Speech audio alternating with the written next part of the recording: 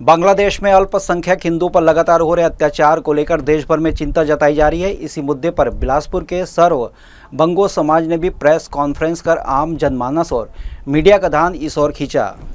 बांग्लादेश में चरमपंथियों द्वारा अल्पसंख्यक विशेषकर हिंदू समुदाय पर अत्याचार जारी है। बताया जा रहा है कि अमेरिका और चीन की शह पर बांग्लादेश अपने असल मंसूबों को अंजाम दे रहा है।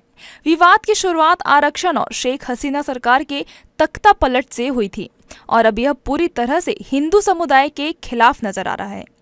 पिछले दिनों देशद्रोह के आरोप में इस्कॉन के चिन्मय कृष्णदास की गिरफ्तारी ने इस पूरे मामले में आग में घी का काम किया। बांग्लादेश में हिंदू अल्पसंख्यकों के खिलाफ लगातार हो रही हिंसा को लेकर भारत सरकार ने भी अपनी चिंता जाहिर की है।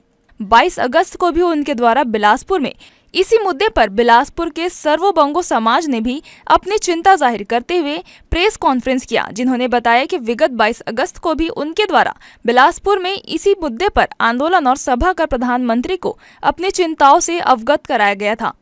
बिलासपुर में करीब 70,000 बंगाली समुदाय के लोग रहते हैं, जिनमें से हजारों लोगों के रिश्तेदार बांग्लादेश में भी है।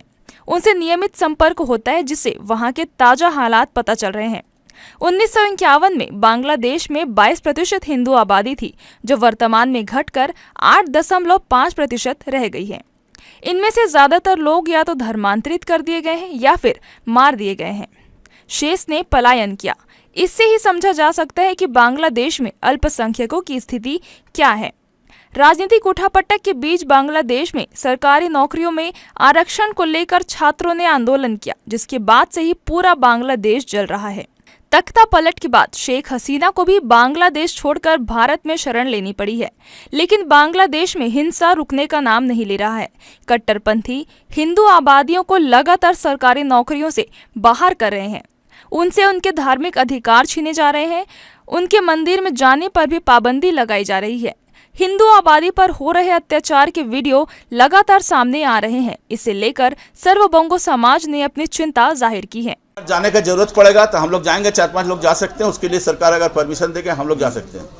हम लोग को अगर वो मिलेगा, बिकॉज हम लोग बहुत चिंतित हैं कि हमारे रिलेटिव, हमारे पूर्वज और हमारे बहुत लोग बिलासपुर में हैं, जिनके रिलेटिव और ससुराल और पेरेंट्स और प्रत्येक गांव वहीं के हैं लोग, तो उनको तकलीफ है।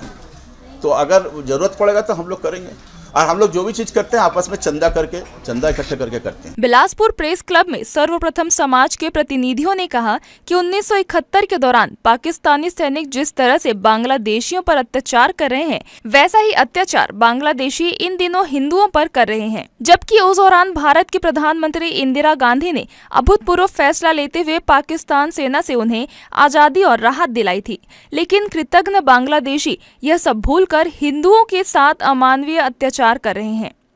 इस मुद्दे पर भारत सहित पूरी दुनिया का ध्यान आकर्षण करते हुए यूनाइटेड नेशन जैसी संस्थाओं के दखल की मांग की जा रही है, ताकि बांग्लादेश में स्थिति सामान्य हो सके। छत्तीसगढ़ शासन से इतना ही हम लोग चाहते हैं। छत्तीसगढ़ शासन भी काफी सुधे हुए संसार ये है, सब लोग बैठे हुए हैं कि आप लोग भी प्लीज यहाँ से एक ये पास कीजिए, रेजोल्यूशन पास कीजिए और उसको सेंट्रल गवर्नमेंट में भेजिए कि हम लोग भी बांग्लादेश के सभी माइनॉरिटीज के साथ हैं और इसको जल्द से जल्द सोल्यूशन बन जाए। ये हम लोग छत्तीसगढ़ शासन से रिक्वेस्ट कर रहे हैं कि ये भी एक मतलब पहल कर रहे हैं, लेकिन एक राइटिंग में करें और जो कि प्रेस में आना चाहिए, सब जगह आना चाहिए। छत्तीसगढ़ गवर्नमेंट भी अपना शो करें, मतलब कि हम लोग भी उस स्थिति का हम लोग भी उनके साथ हैं पूरे। माना जा रहा है कि बांग्लादेश में सैनिक ठिकाने बनाने के उद्देश्य से अमेरिकी साजिश के तहत ही मौजूदा घटनाक्रम को अंजाम दिया जा रहा है।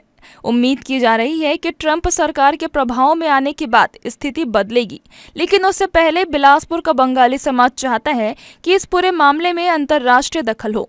साथ ही सर्वबंग समाज यह भी चाहता है कि इस मुद्दे पर भारत सरकार और छत्तीसगढ़ सरकार भी मुखर होकर विरोध दर्ज कराए, ताकि बांग्लादेश में अल्पसंख्यकों पर हो रहे हिंसा को तत्काल रोका जा सके। जी न्यूज के लिए कैमरामैन गोपाल मौर्य के साथ प्रियंका सिंह की रिपोर्ट।